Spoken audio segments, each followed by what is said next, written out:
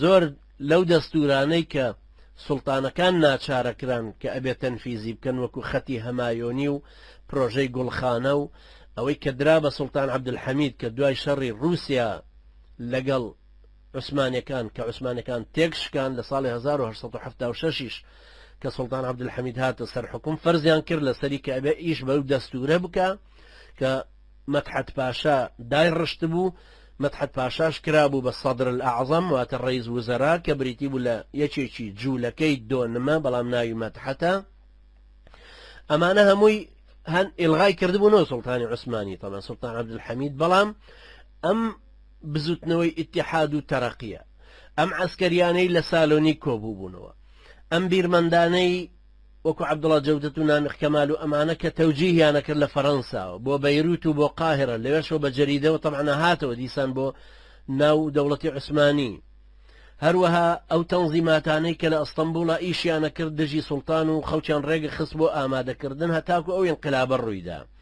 بە شێوەیەکی گشتی ئەمانە جەمعیەتی ئیتیحاد و تەرەقی بەو شێوەیە دروست بوو ئەحمەد ڕەزا کە یەکەمین سەرۆکی بوو خەڵکی مەجەڕە خۆی بە تورک کرابوو ئەوی جەریدەی مەشوەرەتی دەرەکرد ئەحمەد ڕەزا خۆی تەلەبەی بەردەستی یەکێکە پێڵن بەیار ئاسی کە تەلەبەیەکی مباشری ئۆگست کۆنتە کە معلومە یان یەکێکە لەوانەی کە تەرویجی بیر و باوەڕی شۆڕشی فەڕەنسی بڵاو کردەوە لە دەوڵەتی عوسمانیە طبعا بە جەریدەیەکی ژەو کاتە دەرێکرد ناوی جەریدەی مەشوەرەت بوو مەبەسم لە ئەحمەد ڕەزا خۆیەتی ئەحمەد ڕەزا یەکەمین سەرۆکی جەمعیەتی اتحاد و تەرەقیە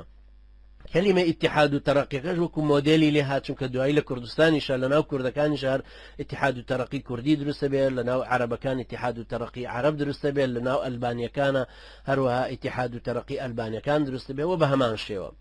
تەماشاکەن ئەم بیرنامۆیانە بە شێوەیەکی گشتی ئاوا دروست بوون بەڵام لە لایەکی ترەوە هەروەکو چۆن ئێستا لە عێراقی ئێستایە هەندێک کەس لە 100% متأثرن بە پرۆژە ئەمریکیەکە هەندێکی کە متأثرن بە پرۆژەیەکی ئەوروپایی واتە بە خەتی بەریتانیاوە پەیوەندیان بۆ دروستە بێتەوە ئەو سەردەمە ژوا بوو چۆن جەماعەتی اتحاد و تەرەقی هەبوون بەو شێوە ئەو ئەفکارانیان عەکسە کردەوە لە بەرامبەریشیانە تەیارێکی تری فکری تری عەلەمانی هەر بە هەمان شێوە دروست بوو کە یەکێگەی بربڕێوە ناوی سەباح الدین بوو سەباح الدینی ئیبن الدامادی پێوترێ کە نزیک بوو لە سوڵتان مەحموودی دووهەمەوە کابرایەکی سەرخۆش بوو دائیمە یەکێکە لەوانەی کە یەکەم کەسە بووە بە ماسۆنی لە عایلەی عوسمانیە مەشهور بوو بۆی کەوە دایمە لەگەڵ ئافرەتانایە دوایی متهم بوو بەوەی کە پارەیەکی زۆری دزیوە درا بە دادگا بەڵام پێش حکم دەرکردنی هەڵات ئەوێش چوو بۆ پاریس لە پاریس لەوێ بوو بە معارەزەی دەوڵەتی عوسمانی جەمعیەتێکی دروست کرد طبعا کاتە هەمووی ناویان ڕا جەمعیەت وشەی حیزب بەکار نەهات یان جەمعیەت یان نادی ئێستا کە پێیان ئەڵێنەوە کۆمەڵەیان یانە بەڵام هەر بەو شێوەش ناوان ڕا جەمعیەت ئەو کاتە ئەوش جەمعیەتێکی دروست کرد ناوی جەمعیەتی لامەرکەزیەت بوو جەمعیەتی لامەرکەزیەتەکەی ئەو بەعەکسی اتحاد و تەرەقی و اتحاد و تەرەقیەکان کە تورکەکانیان تۆرانیزمیان داهێنە دوای بوون بە پانتۆرانیزم زیاتر بەرەو عنسوریەتێکی تورکیانە برد بەڵام ئەم تەیارەی سەباح الدینی ئیبن داماد بەرەو فکرێک ئەڕۆی بۆ ئەوەی کە فکرێکی ئینگلۆسەکسۆنی عەکسکاتەوە کە لەو سەردەمەیە باوی بوو هی کاتبێکی فەڕەنسی مەشهور هەیە ناوی ئادەموەندە ئەو ئەیویست ئەم فکرانەی ئادەموەند بڵاوکاتەوە و جەمعیەتەکەشی کە دروستی کردبوو لەسەر ئەساسی ئەوە دروستی کردبوو بەزدەقی و ئاشکراییش داوای ئەوەیە کرد کە ئەوروپاییەکان بەزدەقی و عەلەنی بێن و دەستخەنە ناو کاروباری ناو دەوڵەتی عوسمانیە و ئیسلاحاتەکە فەرزکەن لەسەری ئەم دوو تەیارە عەلمانی هەردووچیان بەو شێوەیە هەبوون هەروەک چۆن ئەمە بینیمان لە عێراقا لەناو تەوەجوهی ئەمریکاییەکانە بەرامبەر بە عێراقیەکان خەتێکی عەلاوی هەبوو کە پەیوەست بوو بە CIA بە مخابراتی ئەمریکی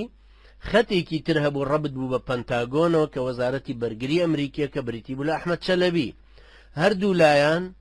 دوو پرۆژەیان پێبوو هەرچەنە هەر پرۆژەیەکی ئەمریکاییە ئەمەش وەها بوو دوو پرۆژەی سکولاریستی لائیکیزمە هەر لە ئەوروپاوە دێتەوە، هەردووکیان لە پاریسەوەن، بەڵام ئینگلیزەکان زۆرتر لایەنگری خەتی ئیتیحاد و تەرەقیەکانە کرد زیاتر، چونکە دەسەڵاتیان زۆرتر هەبوو لە تەدمیری دەوڵەتی عوسمانیە، عسکەریەکانیش زۆرتر بەلای ئەمانە ئەهاتن، مسەلەسێکی شەڕیش دوایی هەر لەمانەوە دروستە بێتەوە لە تەڵعات پاشا و جەمال پاشا و نازم بێگ کە ئەمانە کاریگەرترە بن بۆ دروستکردنی ئەو زەمینەی دوایی مستەفا کەمال دێتە پێشەوە دوای 15 ساڵ لەمان کاریگەریەکی گەورەیە بێت لەسەر ئێڵغاکردنەوەی خلافەتی عوسمانی کە هەر بە ناویش مابوو، لەسەر ئێڵغاکردنەوەی خلافەتی عوسمانی.